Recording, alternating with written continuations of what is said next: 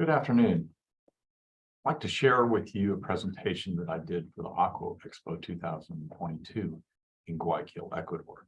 In this talk, we'll talk a little bit about the effects of protein on performance of Pacific white shrimp. Now, as a reminder, aquaculture is a business. It's a process of continual improvements. So it's very important that we continually look at our business, continually evaluate what we're doing, and continually improve to make sure we're getting the best performance out of our animals. Now, if we want to look at optimizing production, nutrition, feed management, and water quality are all linked. And quite often people forget that's the case. We need to make sure that we're optimizing these. If you look at the nutrients entering a system, whether or not it's fish or shrimp, carbon, the nitrogen, and the phosphorus that enter the system, which cause the pollution or the things that we then have to process, all are coming from the feed. So water quality, nutrient intake are both critical to production. They both affect the growth rates, stress, the quality of the product, survival of the animals. And there are numerous ways to meet these demands. Okay, so there is no single answer. So one of the things that I want you to understand from this presentation is that there is no one answer. You have to choose what you'd like to do.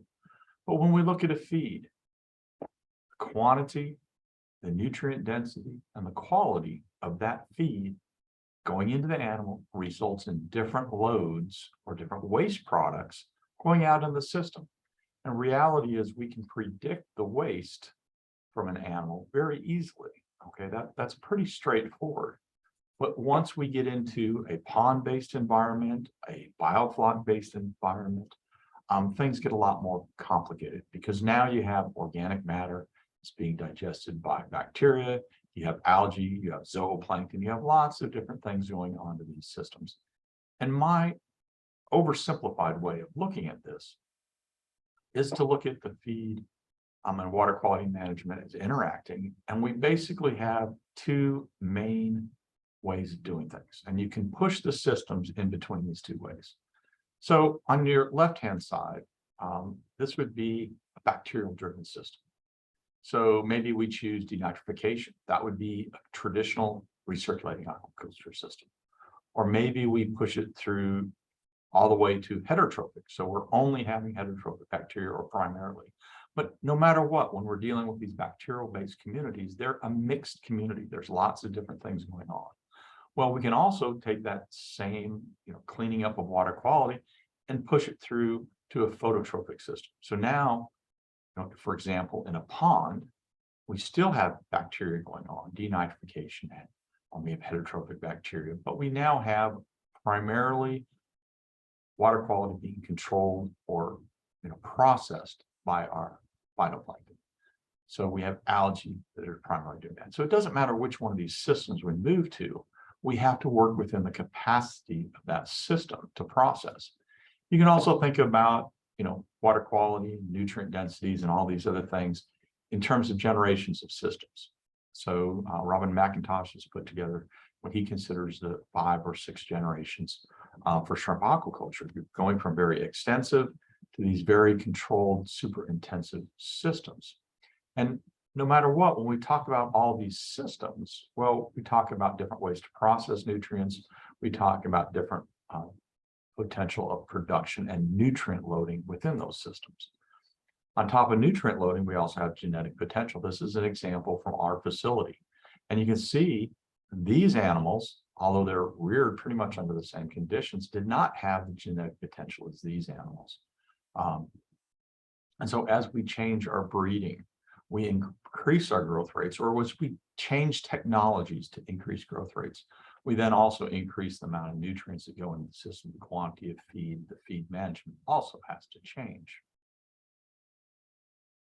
So, if you think about it, nutrition is potentially impacted by a lot of factors. Some of the non-feed factors presence of natural productivity. So what type of system are you in? Are you in a biofloc system? Are you in a green water system? Are you low density or you're high density? The technology or the density. The stress. Is our water quality good or bad? Do we have lots of diseases? What are the genetics? Is this a slow growing group of animals or is this a very fast growing group of animals? And I think the fish world very much understands nutrient density and its effects on feed management and pollution. And that's because it's a lot easier to quantify what's going on in fish production systems. The animals, inventory control is much easier. A lot of times there's direct evidence of what the polluting effects are in systems. There's a lot of regulation that goes on in terms of fish production systems because of where they're at and the type of systems that they're running.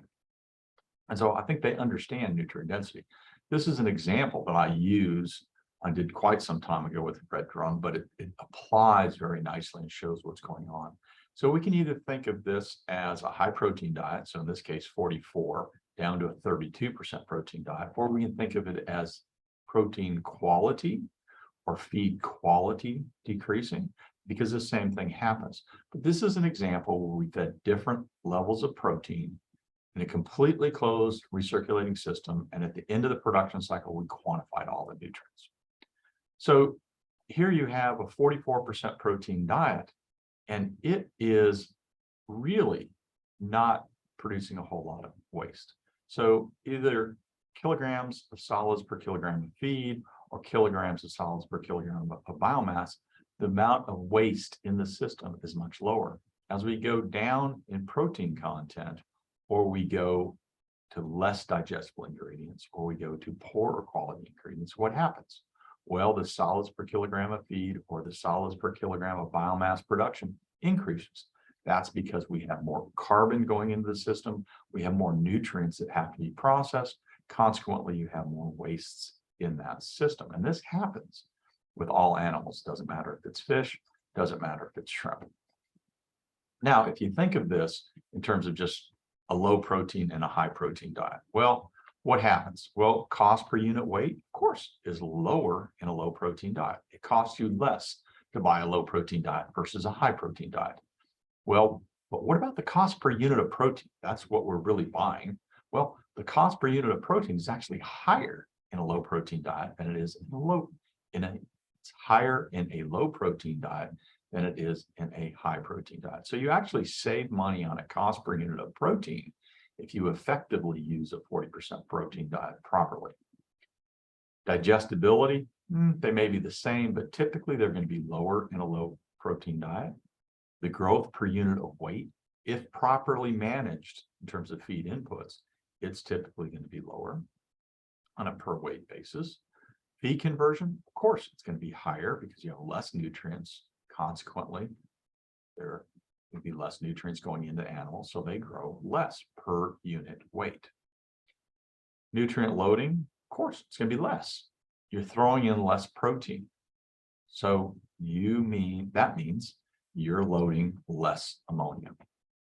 So the overall waste production, though, if you look at these systems in terms of production, like I showed you before, is that you end up with a higher accumulation of waste because you're putting in a lot more undigestible components or a lot more carbon, however you like to look at it.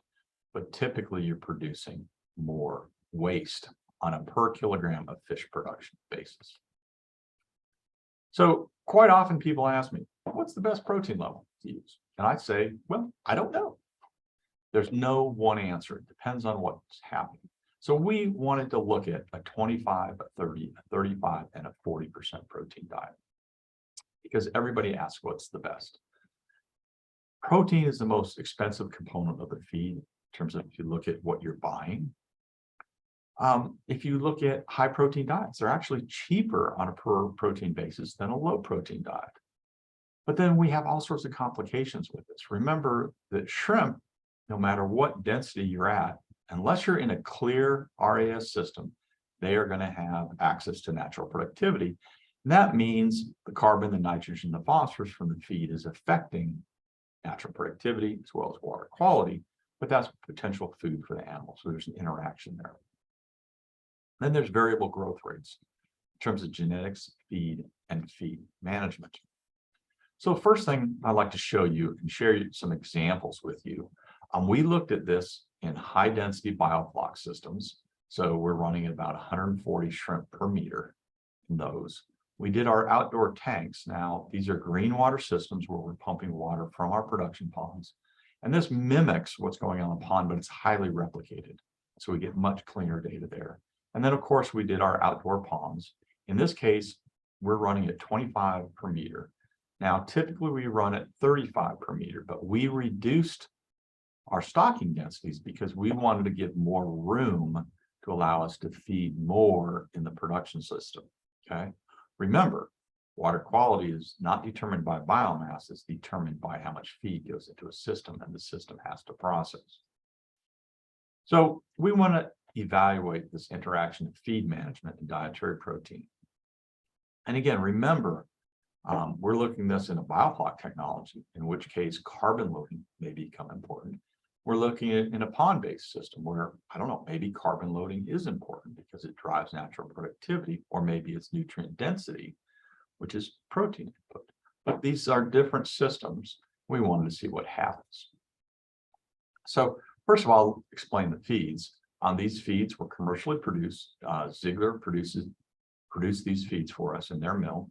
And we do have cost estimates at the time of production. Okay, costs are going to vary, but you have the profiles here so you can figure out the cost at your facilities. We primarily use soy-based feed formulations, so high levels of soy.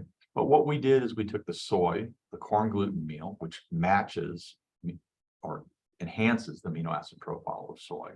And then we did use some animal protein because most commercial feeds these days have somewhere between 6 or 8% of an animal protein.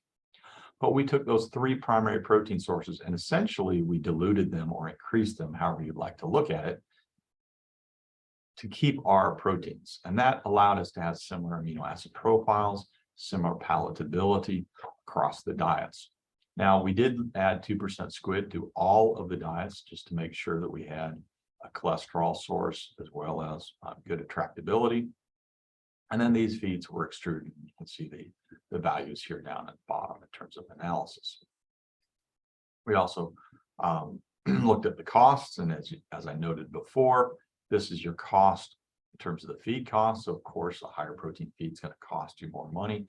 But as you notice, the cost per unit of protein is actually higher in the low protein feed formulation. So one thing that you have to understand is that what we're really talking about is nutrient delivery, okay? And so I made this chart just to help explain that. If we take a 25% protein diet and give them what we'll call a standard ration of 100%, well, that's a protein equivalent to 25%. We do the same thing for a 30, that's a 30. Do the same thing for 35, that's a 35. A 40, that's a 40. But we can also take a 30% protein diet and feed 133% of that standard ration. And that equals a 40% intake, okay? We can also do that with a 35 at about 114% of the standard ration. So we feed them 14% more. And that also equals a 40% intake. So we have to remember that it's not the level of protein in the feed, it's the amount of protein going to the animal and consumed by that animal over a day. So if we look at this in our biofloc system, so again, here's our codes, and this is the standard feeding rate. And then this, of course, is that increase. You can see as we go up in terms of protein content, our final biomasses, our final weights increase. Now, this only works if we have our feed management correctly, and we're not overfeeding at this particular point. Survival is pretty much the same. Of course, weight gain is going to increase. Feed conversions are going to decrease. And then, of course, here's our feed cost. So put it this graphically, what I did is I graphed the estimated protein intake, and this is based on final survival so that the data is not stacked on top of each other. It gives you a little bit better regression.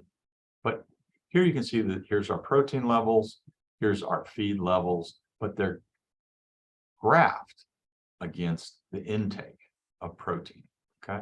And as you can see, as protein intake increases, it doesn't matter which level of protein we're using in terms of the diet. We simply increase the amount of feed going to the system. We can get the same growth, but it goes back to daily intake. We look at final biomasses, we see the same thing. We come up and then we more or less level off in terms of final biomasses. If you look at this in terms of feed conversion ratio, and again, showing the 100% here. Now, you can see our feed conversion is a little bit different right here. I may be just slopping the data. Not sure exactly why, but typically this would go down completely. But then these three are all the equivalents of a 40%. So of course it goes up. And then here we didn't quite get the grace. This is probably because one of our tanks had lower survivals. But in general, that feed conversion, of course, follows the protein intake or level of protein in the diet. And of course, in order to get the same growth, we had to feed more. And so the feed conversion is going to go up. We look at total ammonia nitrogen. This is kind of interesting. This is just the average over time. And at the lower protein diets, which have less protein going into the system, therefore there's less nitrogen to be processed, we had lower ammonias. So if you want to have an ammonia problem, you have two choices: reduce the protein content of the feed or reduce the level of feeding that you're putting into the system. Both give the same results. But as you can see, average levels of total ammonia nitrogen went up as we increased the protein content. And then actually, these have similar protein intakes as this, but the ammonia is actually less. And that's probably because we're adding a lot more carbon in these systems. And this is a biofloc type system. So the carbon coming from the feed for those lower protein diets is probably feeding the bacteria, which is then reducing our ammonia levels. Now we also, to validate our pond work, we do our trials in outdoor tanks, because this is highly replicated. We can have more treatments, we can do more things, and it's much more consistent. We don't have the issues that you have with pond production. So again, we did the same thing, except we did a lot more different treatments. So again, we have our 40%, our 35, our 30, our 25, all at 100%. But we did a lot of treatments where we had protein equivalents. So for example, 35, the 30, and the 25. And if you notice, to get the same protein equivalent of daily intakes, we had to feed it 160% of the ration to do so. But this allows us to look at that interaction between feed management and protein. Again, showing you all the data, and you can come back and review this if you'd like. Got it graphically presented, so I'll show it to you graphically. And this data actually turned out quite nice. So again, here on the right-hand side, you can see our protein levels and then the feed rates. And we actually have 40% protein where we reduce the feed inputs and we got reductions in growth. So we're not overfeeding. And you can see that basically this is the protein intake across the bottom for the shrimp. You can see that basically growth, final weights followed protein intake. So you could use any of these feeds within reason. As long as you gave them the same amount of protein intake, they did quite well. So the 30 are 35 at right here, 30 at 130%. You can see it did quite well. So again, there's an interaction between protein and daily feed intake. If we look at this in terms of biomass, we see the same thing, although you get this leveling off. So we're probably at whether or not it's maximum growth rates, maximum intake, or water quality, but we are hitting pretty much a plateau here, indicating that these animals are pretty much doing as good as they can under these conditions. Now, again, we've got pretty clean data with this said. I want to show you, again, take a little time, talk about the feed conversions. So as you would expect, a 25% protein diet is going to have a higher feed conversion than a 40. And you can see that across that 100% ration, that does decrease. But it's interesting, if we look at a 35% protein and 100% ration and the 40%, so this is a 35% protein equivalence, again, feed conversion goes down when we properly use the 40% to equal 35. We go the opposite way and bring these feeds up to the 40. Our 40, of course, has the best feed conversion, and then feed conversion goes up because we have to increase the ration to get the growth for the lower protein diet. So again, the 40% equivalence, which is a 25% protein diet fed at 160% of the ration, we had the highest feed conversions, and that makes sense. Another thing that's kind of interesting, and this happens across all species, is that as you increase the protein of a feed, you tend to reduce the parent net protein retention. So the efficiency of using protein generally decreases as you increase the amount of protein in a feed formulation. Now remember, this is fed at the same level in this first set. Well, let's look at what happens in the second set. They're very similar, but actually the 40% protein diet was a little bit lower than the 35. And if we look at across all the diets that we tested at equivalent inputs, the 25, the 30, and the 35, at equivalent protein inputs, actually the protein retention was pretty much the same. So it's really not a reflection of the level of protein in the diet. The reduction in apparent net protein retention is due to the overall intake of protein by the animal. And that makes sense. As you give an animal more of any given nutrient, they're going to be less efficient with that nutrient.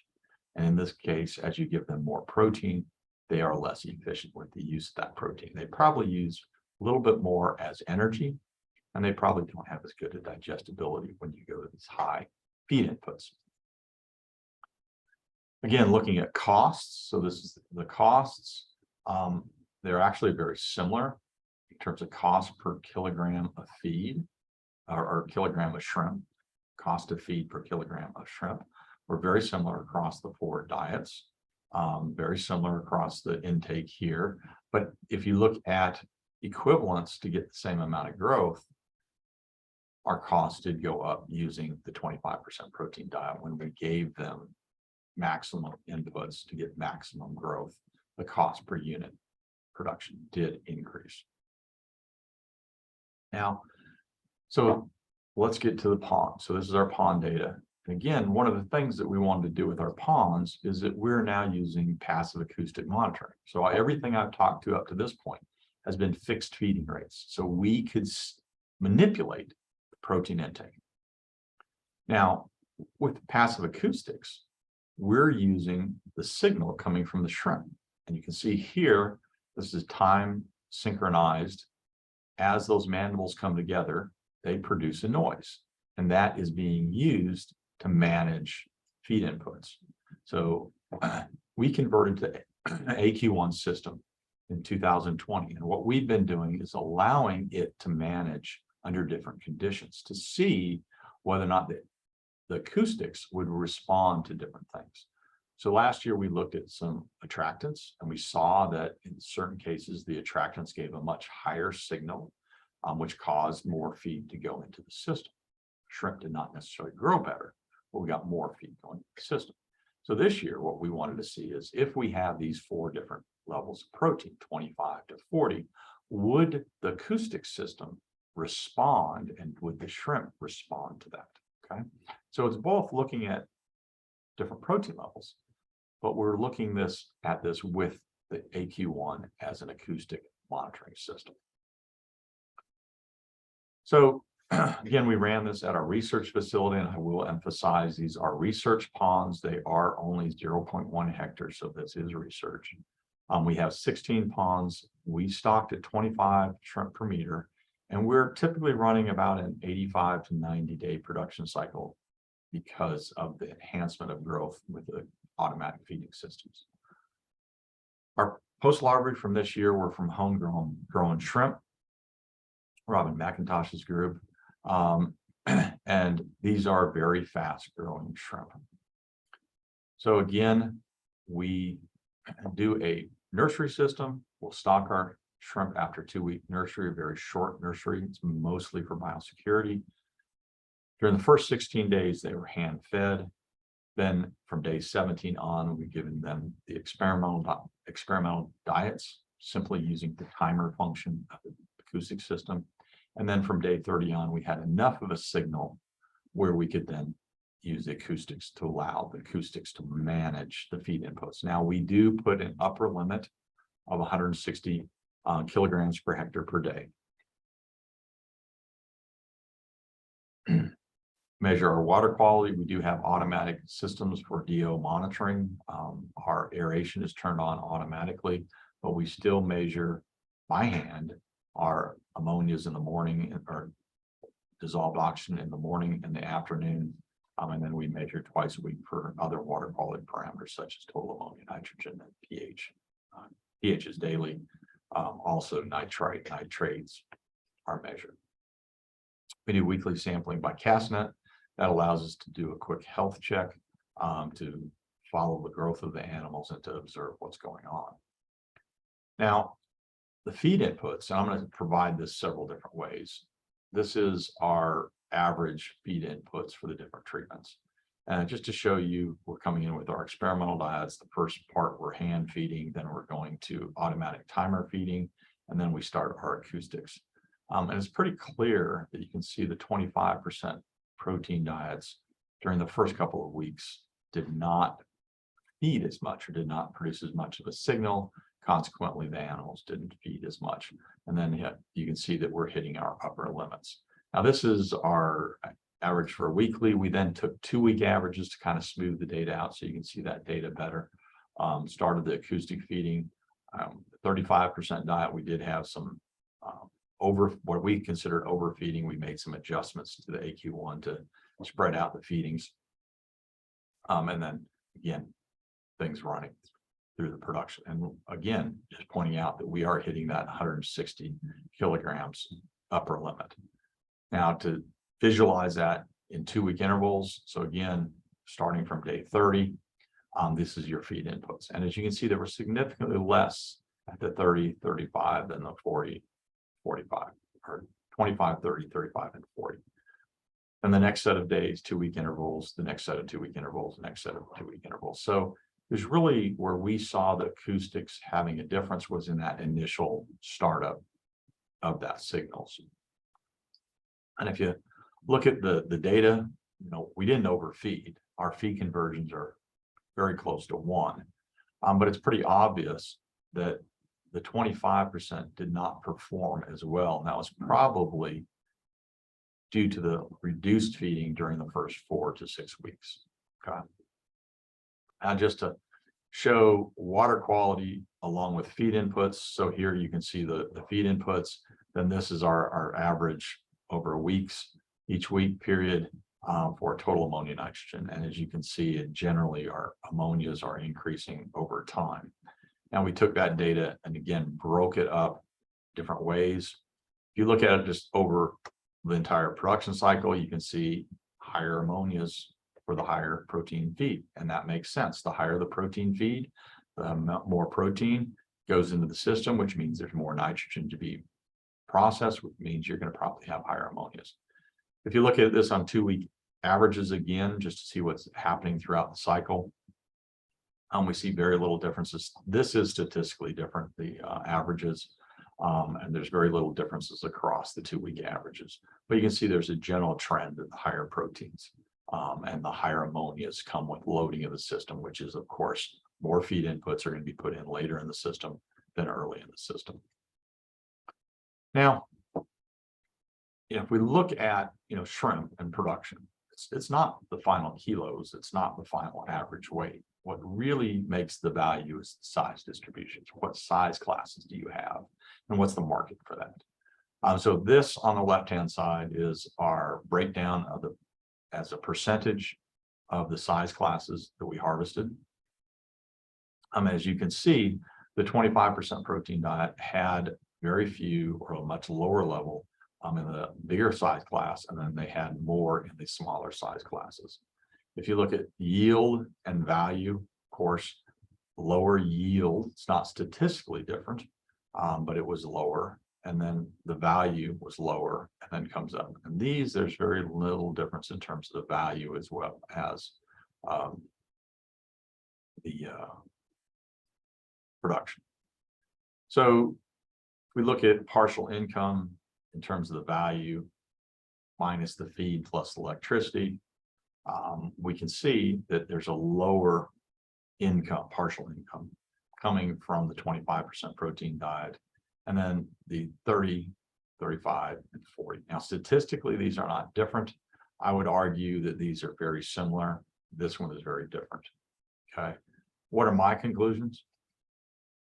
Well, looking at the data holistically for everything, I still don't recommend a low protein diet. Our production was not as good. The size class distribution was not as good. So personally, I don't think you're going to get the growth or the performance that you're looking at. When we fed huge amounts of the 25% protein diet, we could get the growth back. We demonstrated in our tank-based trials, but the cost to do that was very high. My preference still is to use a 35% protein diet, but clearly anything between 30 and 40% seems to be reasonable for shrimp production, both in biofloc systems as well as lower density pond production systems. And with that, hopefully you've enjoyed the presentation. If anybody has questions, you're more than welcome to drop me a line, because I think right now we're out of time. But just quick thank to all my students who do the real work. As you can see, they are actually working there.